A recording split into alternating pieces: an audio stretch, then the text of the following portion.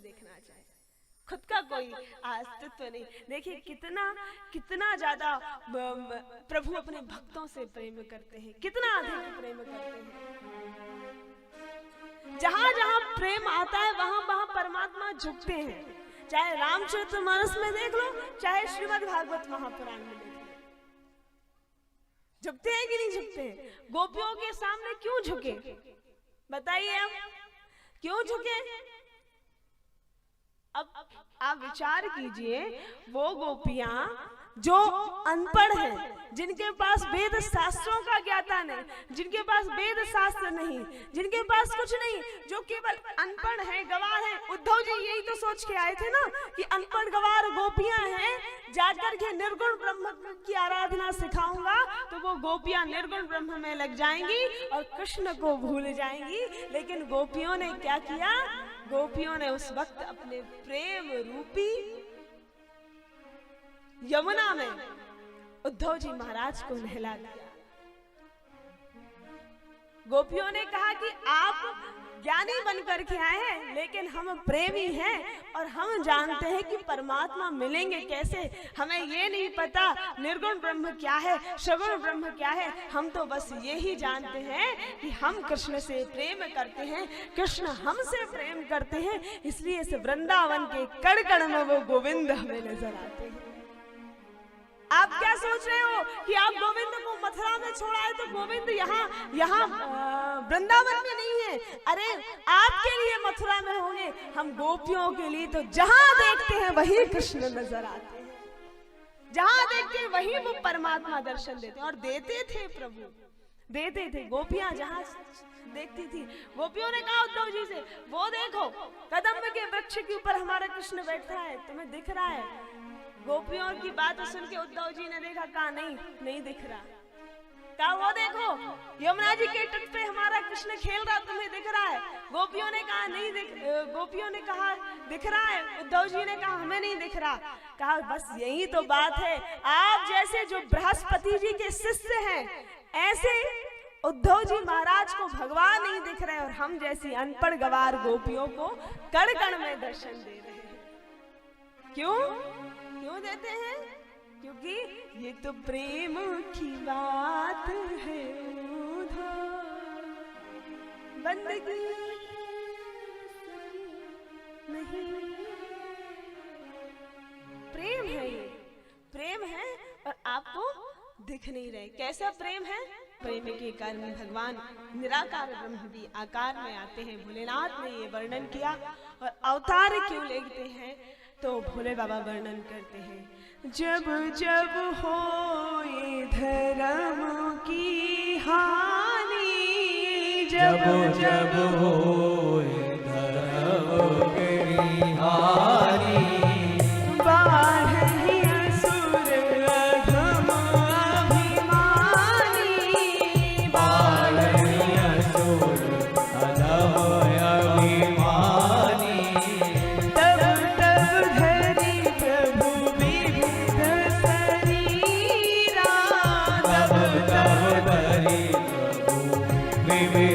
शरीरा हरहि कृपा निधि सज्जन पीरा, हरहि कृपा निधि सज्जन पीरा। श्री राम जय राम जय जय राम, श्री राम जय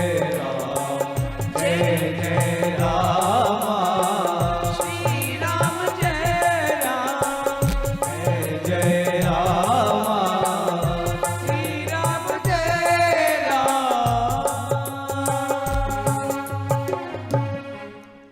जब जब होए धर्म की हानि। जब धर्म की हानि होती है, अधर्म इस संसार पे बढ़ता है, तब हमारे प्रभु अवतार लेते हैं।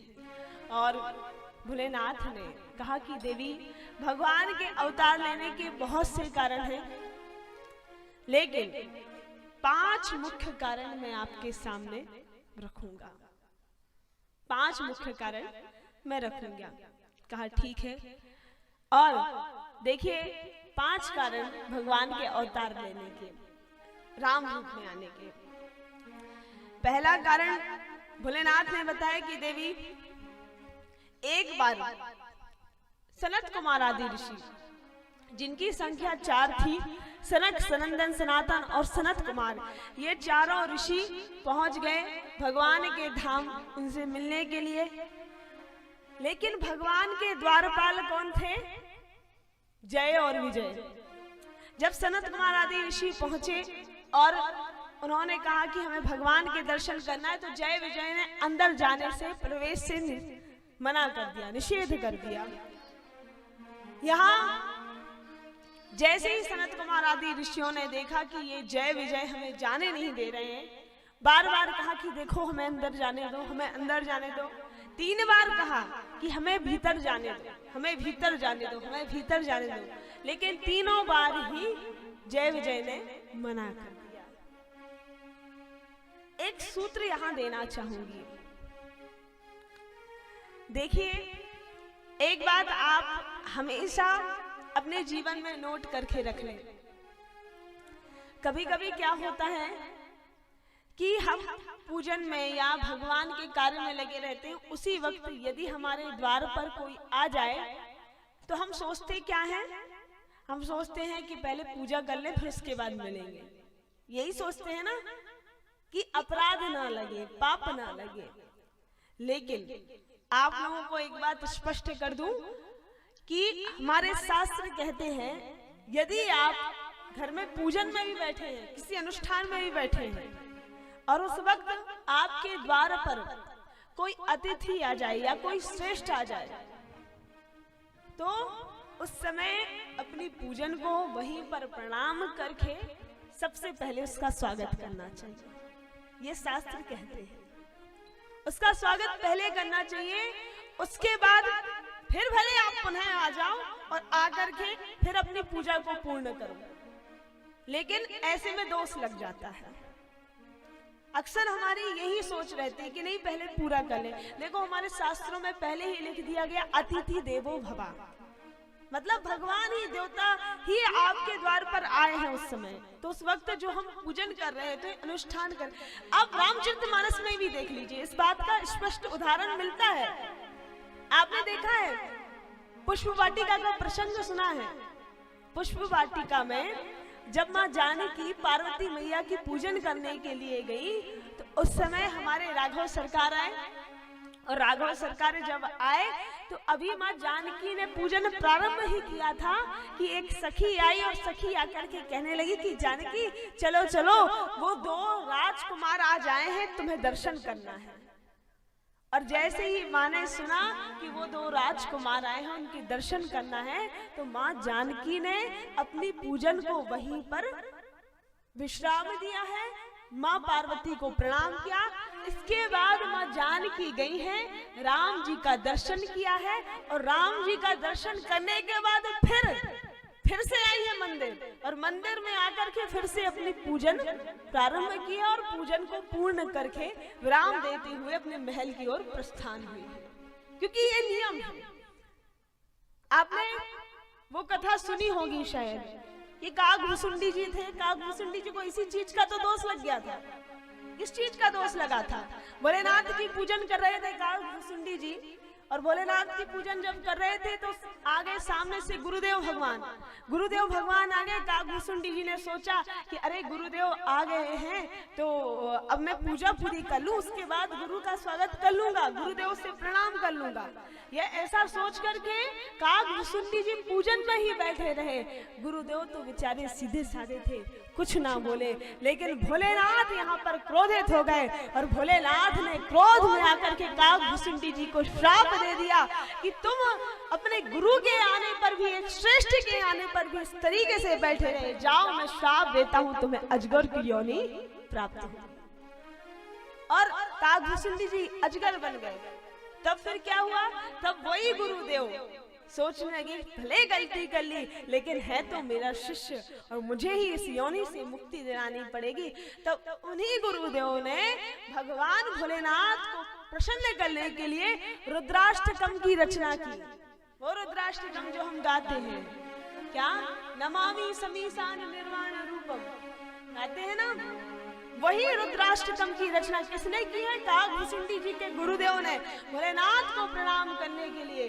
नमामि समीसान निर्वाण रूपम बुभुव्यापितं ब्रह्मवेद स्वरूपम निजं निर्गुणं निर्विकल्पं गिरीशं चिदाकाशमाकाशभासं भजेऽहं निराकार ओंकार मूलं पुरीशं गुणाज्ञान गोतीतमीशं गिरीशं करालं महाकाल कालं कृपालं गुणाज्ञान संसार पारं नतोऽहं गुणाज्ञान संसार पारं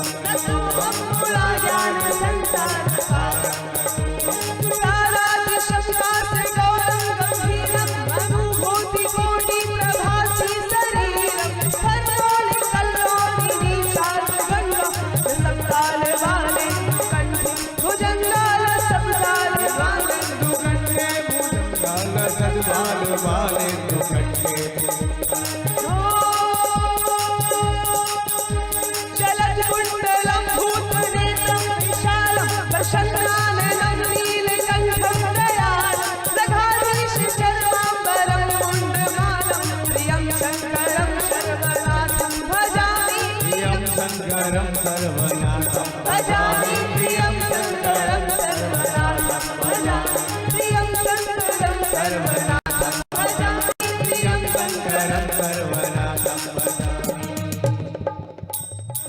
नमामि समीसान निर्वाण रूपम।